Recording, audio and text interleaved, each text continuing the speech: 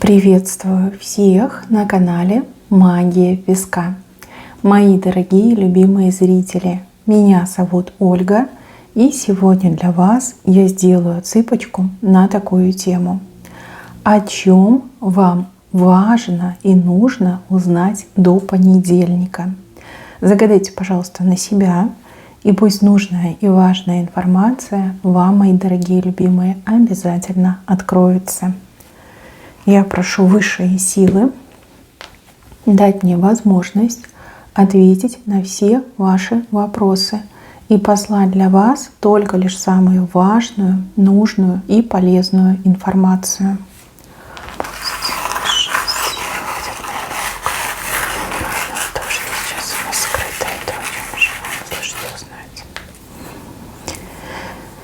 Ух ты!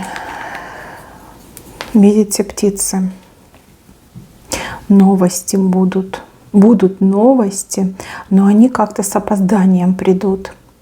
Буквально сейчас вам не нужно расстраиваться либо переживать. Отсутствие новостей — это не приговор, это не что-то плохое. Это просто форс-мажор, либо такая задержка происходит. Новости придут, и новости придут невероятные, радостные, положительные, такие вот прям теплые, добрые в отношении вас. А у кого-то новости, которые счастье вам несут, да, либо вас счастливой, либо счастливым сделают. Прилетят ваши птички, но да, придется еще немножко подождать. Не надо впадать в панику, не надо впадать в отчаяние, не нужно думать о плохом. Вот такой форс-мажор, такие обстоятельства, на них никак нельзя повлиять. Нет новостей, значит ждем, не паникуем, не нервничаем, не сходим с ума, да? Новости будут, и тут даже не одна новость, тут 3 классные птички к вам летят. Прилетят, точно прилетят, не расстраивайтесь. Дальше. Показывают, что у вас будет встреча с какой-то очень лживой персоной. Это может быть и мужчина, и женщина. Человек буквально вас где-то будет поджидать. Этот человек знает, что вы куда-то пойдете, либо где-то будете находиться. И человек все это устроит, вот вашу встречу, как будто бы это случайность, как будто бы сама судьба свела, да, вот прям будет делать на это оговорку, да, что ой, как неожиданно мы встретились, как будто бы сам Бог послал, да, как будто бы судьба послала. На самом деле человек все подстроит специально. Этот человек будет либо что-то у вас просить, либо на что-то вас подбивать, подговаривать. Лживый человек, прям ложь сочится из этого человека. Не дайте собой воспользоваться, не дайте себя обмануть, не дайте себя затянуть в какую-то авантюру. Понимаете, там человек прям клейма негде ставить. Этот человек не сможет смотреть вам в глаза. То есть, не понимаете, да, может, с разными людьми встречаетесь, либо у вас даже такой вид деятельности подразумевает, да, что вы общаетесь с разными людьми в больших количествах. Вот старайтесь всегда смотреть прямо в глаза. Тот, кто честен с вами, он не отведет взгляда и тоже вам в глаза посмотрит. Но вот эта лживая персона будет прямо в глаза, как эти, знаете, бегают туда-сюда, как белочки туда-сюда скачут. Вот сразу поймете, и, пожалуйста, с этим человеком долго не общайтесь и откажите. Откажите. Даже можно отказать в грубой форме. Если не откажете, если пойдете на поводу, жалеть потом будете. Да? Человек может такое натворить, в такое вас болото втянуть, что еще очень долго будете выбираться. Вот, прям предупреждают вас об этом. Дальше. Вот здесь показывают момент, когда вы сталкиваетесь с каким-то блоком, вот как заблокировано, да, забор, стена, закрытая наглухо дверь, и ничего не поделаешь. Знаете, что говорят? Говорят, что то, что закрыто сейчас, закрыто не просто так. Это знак свыше, что вам туда не надо. Вот не надо, хоть и хочется, хоть и вы прям чувствуете, что вот мое, это мое, да, вам туда не надо. То, что ваше, вас туда прям не только пропустят, но еще и подтолкнут, да, ускорят. А то, что не ваше, вам будет закрыто. Не обижайтесь на высшие силы, не обижайтесь на судьбу. Просто старайтесь, рассуждать логично, да. То есть всегда было открыто, когда вам понадобилось, бац, и закрыли. Ну, не просто так это случилось. И это не проявление злой силы, либо какого-то сглаза, либо какого-то там недоброго посыла в вашу сторону. Просто вас туда не пускают. Это не ваше, и не надо этим заниматься, вообще не надо туда идти. Развернитесь, идите в другом направлении. И знайте, когда закрывается одна дверь, тут же открывается следующая. Не наказание это, не наказание. Просто не хотят, да, высшие силы, чтобы вы себя на что-то никчемное потратили, либо вы получили какое-то разочарование. Вот как-то так мне идет. Дальше. Здесь вот женщину показывают, и ей хочется ругаться. Ну, наверное, не ругаться хочется выяснить отношения. Ну, допустим, вам не нравится поведение вашего супруга, либо вашего парня. Вам кажется, что он там что-то затеял, замышляет, скрывает, ведет двойную игру, там, двойную личную жизнь. Мои хорошие девушки, ругаться не стоит. Сейчас объясню почему. Я вижу, что ваш любимый человек, ну, буквально по самые уши попал в серьезные проблемы. И мужчине стыдно в этом признаться, ну, потому что если он признается, он покажет свою несостоятельность как мужчина, да, ну, то есть еще и в ваших глазах будет выглядеть каким-то дурачком, проблемным дурачком. И вот мужчина, он от вас как-то закрывается, отстраняется, либо вечно где-то пропадает, ну, чтобы вам только не рассказать о своих проблемах, да, лишь бы вот вы не узнали. И у кого-то даже может отыграться до такого, что мужчине даже как-то предпочтительней, чтобы вы его подозревали в измене, но только чтобы вы не узнали о том, что он вляпался в какие-то проблемы. Вот говорю, как вижу. Ругаться не стоит, да, либо поругаться вы всегда успеете. Просто дайте ему время, да. Он мужчина серьезный, он мужчина деятельный, он решит свои проблемы. И когда он их решит, вот тогда он вам все расскажет, честно расскажет, что было, что происходило, во что вляпался, там, кто его подставил, где он ошибся. Он все вам расскажет, но только лишь когда решит свои проблемы. А решить свои проблемы ваш мужчина только лишь после понедельника. То есть, возможно, у вас были планы на выходные, да, возможно, вы там хотели вместе куда-то пойти, поехать. Он будет морозиться, он будет отстраняться, он будет где-то пропадать. Вот, решая вот эти свои проблемы. Вам он в этом не признается. Не хочется падать в ваших глазах, не хочется выглядеть никчемным, проблемным. Вот не хочется, прям совсем не хочется. Это для него какой-то вот в его кодексе честь, какой-то стыд и позор, да. Вот уж тем более женщине любимо рассказывать о своих проблемах. Тоже он этого делать не будет. Не ругайтесь, не предъявляйте ему пока ничего, иначе потом пожалеете, да. Поссоритесь очень сильно, а потом еще долго будете это все исправлять. И опять же осадочек пойдет, да. Потом еще с этим осадочком бороться нужно будет. Дальше. Я вижу, что вы задумали что-то купить. Мысли о какой-то покупке, что-то вот купить. Что-то присмотрели, наверное, да? Что-то присмотрели. Вы знаете, вы, конечно, можете купить, но только лишь если у вас есть лишние деньги, и вы готовы с ними просто так распрощаться. Почему? Потому что вы точно переплатите, и вот эта переплата, она очень существенная. Возможно, будут какие-то скидки, возможно, что-то другое произойдет. Но я вижу, что если сейчас купите, то вы переплатите. Вот идет чистая переплата, причем в большом объеме, да, в большом количестве денег. Если вам не горит, и вы можете потерпеть, подождать хотя бы там недельку, а может там дней 10, вот вы можете и купить, и сэкономить, да, и сэкономить приличные деньги на самом-то деле. Вот, подумайте еще несколько раз. Я не вижу подорожания, наоборот, я вижу удешевление цены. Ну, либо какое-то выгодное предложение. Допустим, за одну сумму вы покупаете сразу 2 товара. Тоже может быть, да? Чтобы потом не жалеть, да, чтобы потом не злиться. лучше обождать. Ну, а если вам прям горит, и вы говорите, я не могу ждать, и я могу себе позволить потратить все лишние деньги, ну, тогда, конечно, покупайте, да. Покупайте, и лучше потом не смотрите на цены, да, так вам будет комфортней.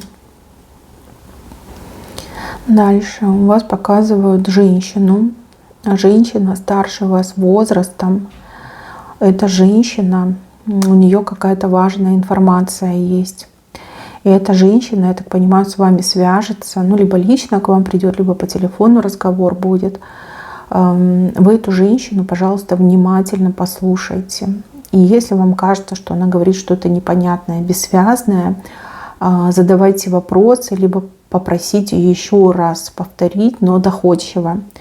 Возможно, проблема не в вас, а проблема в этой женщине. Может, она там на эмоциях начнет, ну, перевозбужденно что-то говорить и упускать суть. Да? Бывает такое. Бывает, люди, в принципе, как-то невнятно разговаривают. То есть вы можете слышать, но не услышать то, что важно. Вот как-то так мне идет. Ну вот она сама вас будет искать для того, чтобы вам что-то рассказать, что-то вам сообщить. Вам покажется, что ну, ей просто делать нечего, да, либо ей скучно, и поэтому она вызвала вас на разговор. А на самом деле там что-то реально важное, но ей сложно изъясняться, либо на эмоциях, да, на вот этом адреналине сложно доносить свои мысли, да, либо доносить свои знания. Вот, не пропустите, как говорится, да, не пропустите. Вот здесь я вижу человека расстроенного, потому что у вас как что-то сорвалось, как что-то не получилось, как вот с пустыми руками вы остались, да. Очень такое неприятное ощущение, да, настроения у вас нет, ну, либо какую-то возможность вы считаете, что вы упустили. На самом деле ничего еще не упущено, ничего еще не потеряно. Я вижу, что у вас вот эта вся ситуация, она развернется совершенно по другим углом. И также я вижу, что у вас даже немножко голова закружится от того, с чем вам предстоит столкнуться. От тех возможностей, либо широкого выбора возможностей, либо предложений каких-то. Да? Вот сейчас вы считаете, что вы утратили, потеряли, но буквально вот после понедельника до вас дойдет, либо вам откроется, что вы еще ничего не потеряли, наоборот. Только лишь сейчас по-настоящему ситуация начинается. И вот сейчас вам нужно действовать, как все в ваших руках. Дальше. Вот на работе кому-то предупреждение идет. Предупреждение, знаете, о чем? Что вас слушают, подслушивают, скорее всего, да? Что люди подслушивают то, что вы говорите. Говорите, например, там, со своими близкими по телефону, да? Вас могут подслушивать. Вы говорите со своим близким там, другом, либо подругой, коллегой, да? Тоже могут подслушивать. И также, мои хорошие, если вы там с рабочего компьютера какие-то личные вопросы пытаетесь решать, то могут и это не только подслушать, но и подсмотреть. Может быть, какие-то тайные проверки у вас на работе, может, какой-то шпион, да, может, какой-то, как, знаете, крыса, да, засланный кто-то. Но надо быть поосторожней. И, буквально эта проверка, она, допустим, с понедельника у кого-то начинается. Нельзя опаздывать на работу, нельзя там задерживаться на перерыве. Нельзя критиковать, что руководство компании, нельзя вести какие-то политические дебаты, разговоры про политику, нельзя личные вопросы решать. Потому что, знаете, как бывает, да, то никому нет дела до того, что сотрудники делают и не замечают там ужасных нарушений, там глобальных нарушений, а вас могут вот прям на чем-то таком совершенно невинном, да, за руку схватить, поэтому не стоит. Будущая неделя, получается, да, вот с понедельника, вам нужно быть максимально сосредоточенной на своей работе и прям фильтровать то, что вы говорите, никакие личные вопросы на работе не решать, ну и не опаздывать желательно, да, и раньше с работы не уходить. Даже если вас отпускает ваш непосредственный начальник, то высшее руководство может это не одобрить, и вы можете попасть даже в какие-то плохие списки. Либо в списке людей, которые там, считаются ненадежными, там, нелояльными, допустим. Как-то так мне идет. Да, случайно попасть в такие списки. Кто-то знает на вашей работе, что такое будет происходить, но этот человек даже может специально провоцировать других. Да, специально. Сам будет как это овечка, а других может даже провоцировать. Так, еще часы. Часы показывают. У вас что, часы? Либо если носите на руке часы, проверьте, что там с креплениями, ремешок, застежки, не знаю, какие-то детали этих часов. Что-то может либо сломаться, либо потеряться. И также, мои хорошие, если вот в принципе, да, взять, не цепляясь там к наручным часам, просто вот часы, которые у вас дома, по которым вы ориентируетесь в основном, там на стене висят, ну, либо где-то вот стоят какие-то часики. Что-то с этими часами не то ли сломаются, то ли уже сломались, да, то ли как-то отставать начнут, то ли спешить будут. Даже, например, какие-то электронные часы, да, могут там свет на пару минут отключить, там, может, на 10-15 минут, и потом опять включат, да, а вы этого не заметите, потому что это будет там ночью происходить, вы спали, чтобы у вас часы правильно шли, чтобы вы точное время знали, чтобы вы никуда не опаздывали, ну и раньше времени, да, тоже из дома не уходили.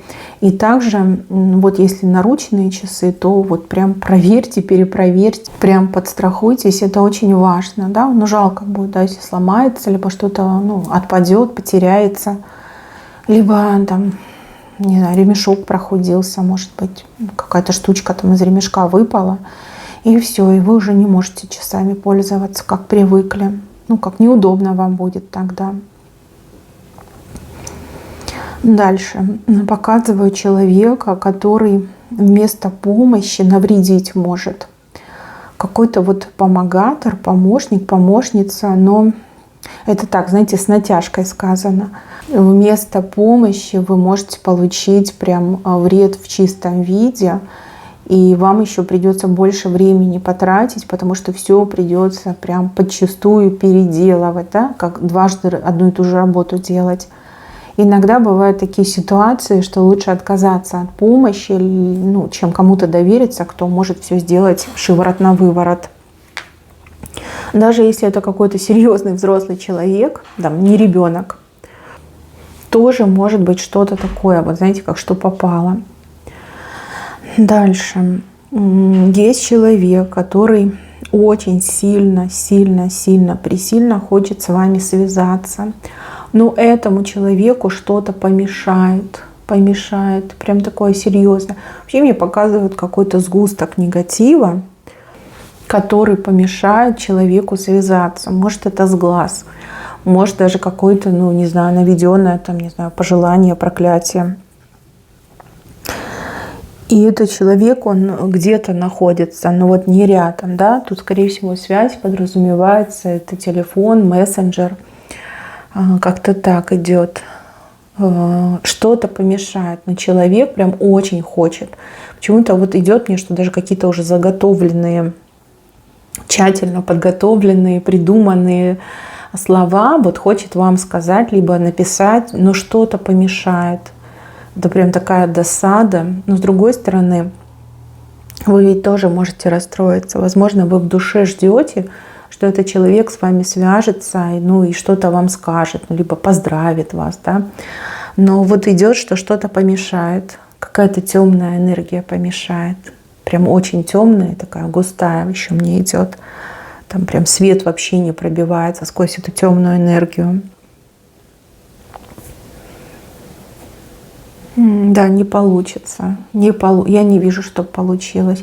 Но человек вот думает о вас все время. Я вижу, что человек будет очень раздосадован, очень расстроен. Но вот прям, знаете, до слез будет расстроен, но, к сожалению, да, не получится. Что-то темное помешает с вами связаться, либо вам написать, либо вас поздравить, либо как-то вот с вами переговорить. Что-то мешает. Пока так. Но человек, да, думает и очень сильно будет переживать. Дальше камень на голове кто-то носит. Камень прям такой огромный, тяжелый. То ли головные боли у кого-то отыграются, то ли действительно вот о чем-то таком серьезном думаете, о какой-то проблеме, которая не решается, которая прям зависла, зафиксировалась у вас на голове. Вы знаете, этот камень вы еще какое-то время поносите. Даже если кто-то вам будет предлагать помощь, померную помощь, посильную помощь, либо вмешательство, к сожалению, пока этот камень носите. Этот камень — это ваше испытание. Испытание, которое вы должны пройти. Испытание именно вот оно как на выносливость, да, оно во времени растянуто, вот вашу выносливость проверяют, скорее всего. Вот когда срок закончится вашего испытания, этот камень, он сам из вашей головы просто вот раз и рассыпется, либо раз и исчезнет. Вот как-то так мне идет.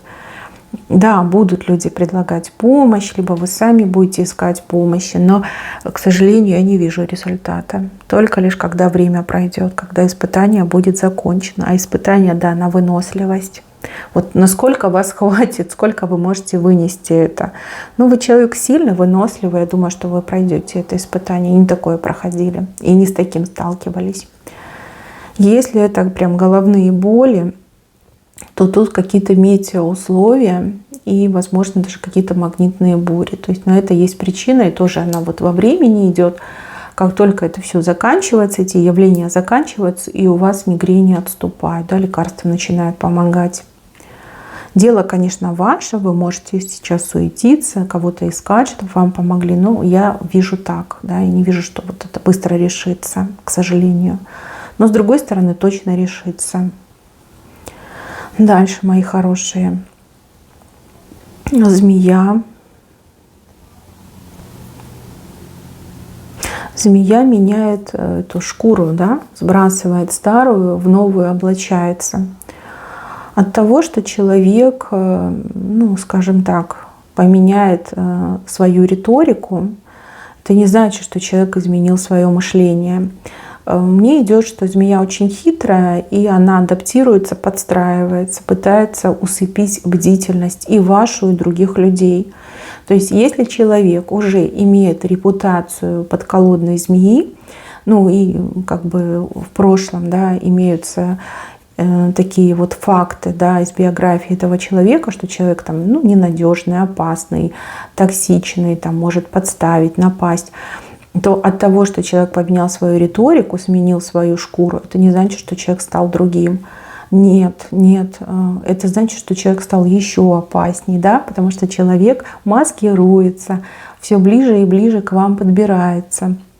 Ну, допустим, вот с кем-то у вас были очень токсичные отношения, человек постоянно к вам лез, вас цеплял, задирал, как-то вот, знаете, вот прям впивался в вас, мне идет, обижал вас. А тут человек приходит, руку протягивает, там, не знаю, лезет обниматься, целоваться, говорит, давай забудем, все в прошлом, я теперь другой человек, я там поменялся, поменялась.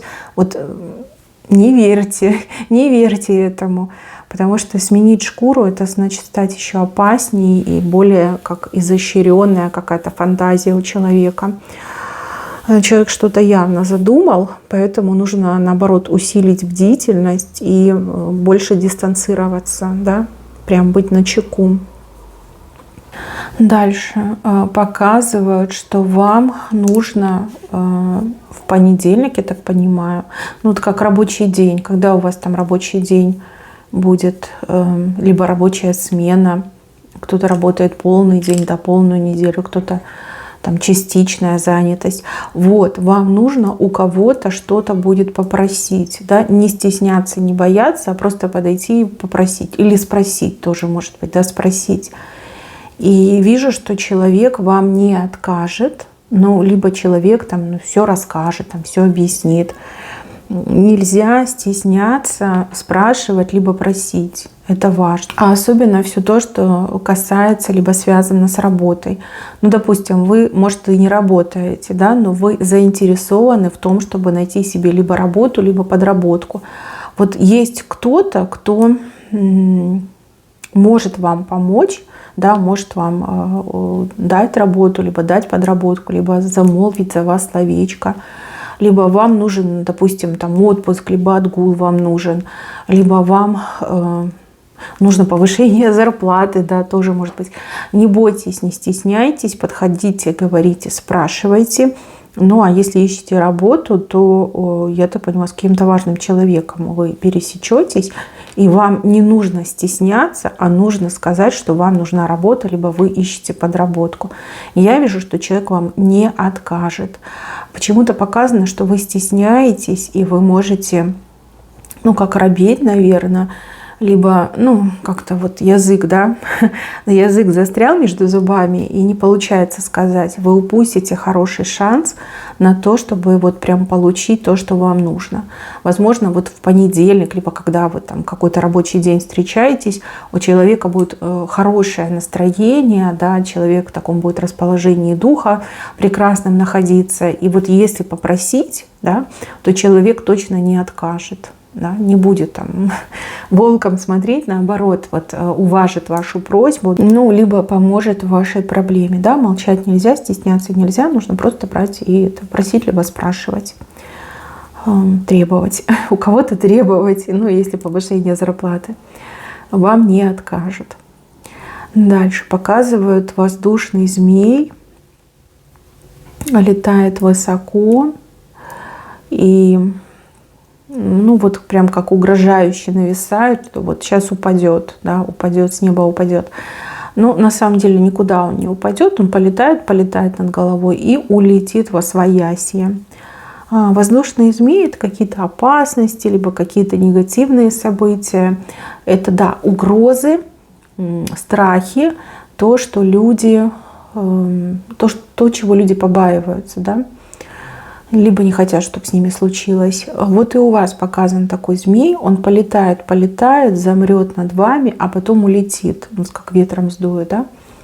Не надо бояться, не надо паниковать, ничего предпринимать не надо, ничего плохого не случится. Да будет так, воистину так и будет. Не накручивайте себя, все нормально. Иногда так бывает, да, когда страшно.